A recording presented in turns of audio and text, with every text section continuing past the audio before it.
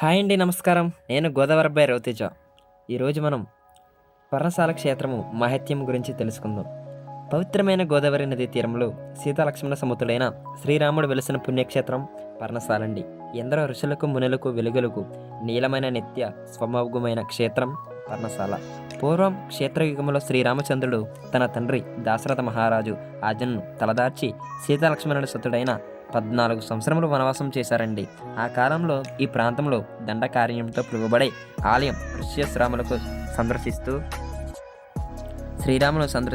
ఆగ్యస్త మహర్షిని సచులైన సీతారామ లక్ష్మణులు ఇక్కడే గోదావరి తీరంలో 5 మన్ని చెట్లు కలిసి ఉన్న పంచవటి అనే చోట ఒక పర్ణశాల నిర్మించుకొని నివసించేవారు.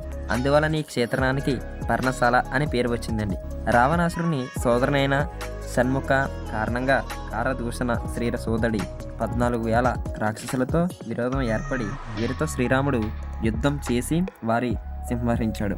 యుద్ధం జరిగిన ప్రాంతానికి దొమ్ముగూడెం అని పేరు. రావణాసురుని ప్రేరణలో మాయా లేడిగా వచ్చిన మారుచిని సంహారం సీతారామస్వామి సీత విడిచిందని రావణుడితో ప్రాణాలతో పోరాడిన జటయువు మరణం జరిగినది ప్రాంతము లోనే విధంగా శ్రీరామ కథను ఎంతో పురుషంగా కలిగించిన గొప్ప క్షేత్రమే పర్ణశాలండి. పూర్వం కుంభకరుడనే మహర్షి శ్రీరామ దర్శనం కొరకు ఇక్కడ గొప్ప తపస్సు చేశాడండి. ఆయనకు జట్టు వల్కల దారుణమైన శ్రీరాముడు సీతాలక్ష్మణ సమతుడైన ప్రత్యక్షమయ్యాడు. సీతమ్మ వారికి కుడివైపున తనచుకు ధరమైన దర్శనమిచ్చి శ్రీరామును దర్శిస్తూ మహర్షి అకార ఉకార మకార స్వరూపులైన శ్రీరామ సీతారామ లక్ష్మణులు నన్ను అనుగ్రహించి ఎక్కడి దక్షిణాభియోగులుగా తలదార్చవలనని కోరుకుంటాడండి. స్వరూపుడైన శ్రీరాముడు స్వయంగా వెలిశాడు. ఈ స్వామి దర్శనం మాత్రము చేతన సకల సుఖములు నశిస్తాయని కావున విషక రాముడు ఊకార స్వరూపులైన సీతమ్మకు కుడివైపున మకార స్వరూపుడైన లక్ష్మణుడు ఎడమ వైపున ఉండి దర్శనమివ్వడం వల్ల ఓంకార రాముడు జ్ఞానపత్రుడు కావున యుగ రాముడికి పిలువనబడుతున్నారనేది చెప్తారండి. కలియుగ రంగంలో నందబడే శ్రీరామ వైష్ణవి స్వామివారి ఆలయ నిర్మాణము చేసి స్వామి సుపాసించి లక్ష్మణ సూద్రంగా పొందిన ఆ స్వామివారి యొక్క సాంప్రదాయము అనుసరించి ఈ ఆలయ నందు నిత్య పూజలు ఉత్సవాలు నిర్వహించబడుతున్నాయి. ఇది భద్రాచలం క్షేత్రమునకు అనుబంధ ఆలయముగా ఉన్నది.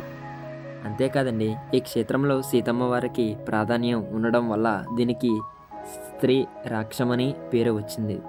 శ్రీ క్షేత్రమని పేరు వచ్చింది. ఇక్కడ ప్రవహించు గోదావరి నది అత్యంత పవనమైనదండి. కొన్ని ప్రత్యేకమైన సందర్భాల్లో సీతమ్మ వారు స్నానమాడిన సీతవాగు లక్ష్మణ స్వామి వారి బాణపూతికి ఏర్పడిన పుణ్యక్షేత్రంలో శ్రీరాముడు కూర్చున్న రాము సింహాసనం నారచీర గుర్తులు సీతమ్మ ఉపయోగించిన పసుపు కుంకుమ రాళ్ళు మాయలేడి అడుగులు శ్రీరామ పొంద చిహ్నములు మొదలైన ఆనవాళ్ళు గుర్తులు నేటికి ఇక్కడ మనం దర్శించుకోవచ్చండి. సీతారామ లక్ష్మణుల పవిత్రమైన శర్మలలో పులకరించిన ఈ పుణ్యక్షేత్రము సందర్శన సుక్కల దర్శనం పోవచ్చు. రామునికి ఆదివారం ప్రత్యేకమైనది. ఏకాదశి, పూర్ణిమ, అమావాస్య, శుక్రవారములు, సంక్రమణకు, పునర్వాస వంటి పవిత్రమైన దినమున పర్ణశాల క్షేత్రమును దర్శనము చేసుకోవచ్చు. ఇక్కడ ప్రాచీనమైన ఒక శివాలయం కూడా ఉన్నదండి. సకల సకానుకంగా ఈ యొక్క క్షేత్రానికి పర్ణశాల అని పేరు వచ్చిందండి. ఈ యొక్క వీడియో మీకు నచ్చితే లైక్ చేసి షేర్ చేసి సబ్స్క్రైబ్ చేయండి. మరొక వీడియోలో మళ్ళీ కలుద్దాం. అప్పటి వరకు ఈ గోదావరి అబ్బాయి రవితేజని సపోర్ట్ చేయండి.